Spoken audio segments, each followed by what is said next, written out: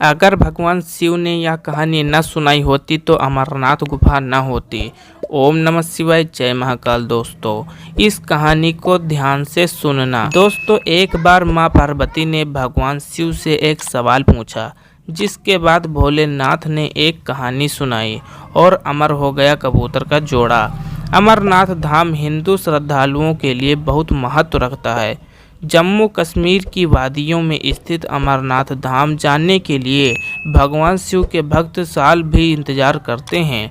चार धाम की तरह भक्तगण इस पूजनीय यात्रा को जीवन में एक बार करने की इच्छा अवश्य रखते हैं। अमरनाथ यात्रा के बारे में कहा जाता है कि यहाँ भोलेनाथ की मर्जी के बिना भक्त नहीं पहुँच पाते हैं। जिसे भगवान शिव बुलाना चाहते हैं वही उनका दर्शन कर पाते हैं। अमरनाथ यात्रा हर साल जून जुलाई के महीने में शुरू होती है और इस साल भी यह यात्रा शुरू हो चुकी है। अमरनाथ की यात्रा बेहद रोमांचक है, क्योंकि यहाँ यात्रा धरती पर स्वर्ग के जैसी है। हिमाचल की गोदी में स्थित अमरनाथ हिंदुओं का सबसे ज्यादा आस्था वाला पवित्र तीर्थ स्थल है। अमरनाथ की खासियत पवित्र गुफा में बर्फ से शिवलिंग का बनना है। प्राकृतिक हिम से बनने के कारण ही इसे हिमानी शिवलिंग या बर्फानी बाबा भी कहा जाता है। भगवान शिव ने बताया अमर होने का रहस्य।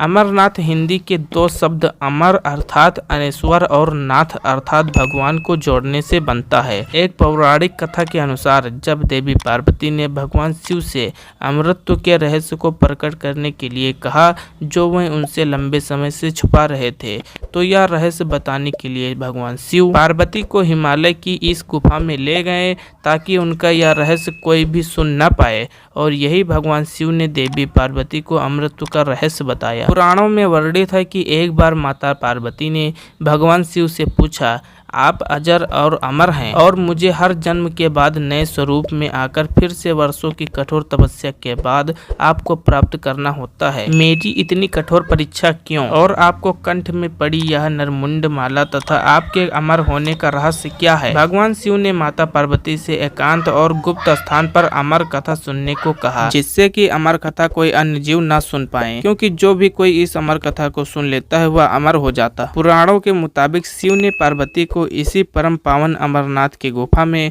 अपनी साधना की अमर कथा सुनाई थी, जिसे हम अमृतत्व कहते हैं। कहते हैं भगवान भोलेनाथ ने अपनी सवारी नंदी को पहलगाम पर छोड़ दिया, जटाओं से चंद्रमा को चंदनवाड़ी में अलग कर दिया और गंगा जी को पंचतरणीय में तथा कंठभूषण सर्पों को शेषनाग पर छोड़ दिया।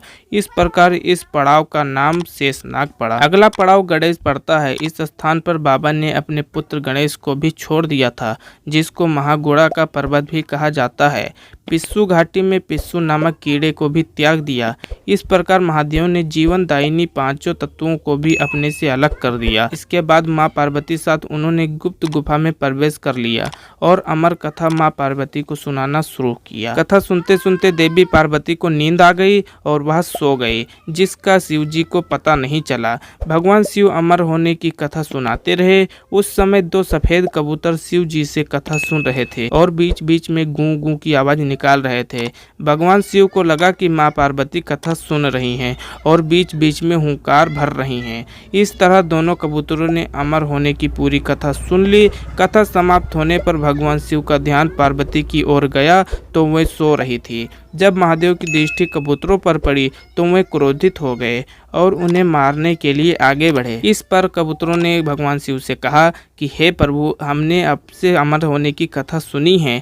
यदि आप हमें मार देंगे तो अमर होने की यह कथा झूठी हो जाएगी। इस पर भगवान शिव ने कबूतरों को जीवित छोड़ दिया और उन्हें आशीर्वाद दिया कि तुम सदैव इस स्थान पर शिव पार्वती के प्रतीक चिन्ह के रूप में निवास करोगे। अतः यह कबूतर का जोड़ा अजर और अमर हो गया। ऐसा कहते हैं आज भी इन दोनों कबूतरों का दर्शन भक्तों को यहाँ प्राप्त होते हैं और इस तरह से यह गुफा अमर कथा की साक्षी हो गई और इसका नाम अमरनाथ गुफा के नाम से प्रसिद्ध हो गया। वीडियो अच्छी लगी हो तो दोस्तों लाइक कर देना और ये ऐसी जानकारी के लिए हमारे चैनल को सब्सक्राइब कर देना। जय महाकाल।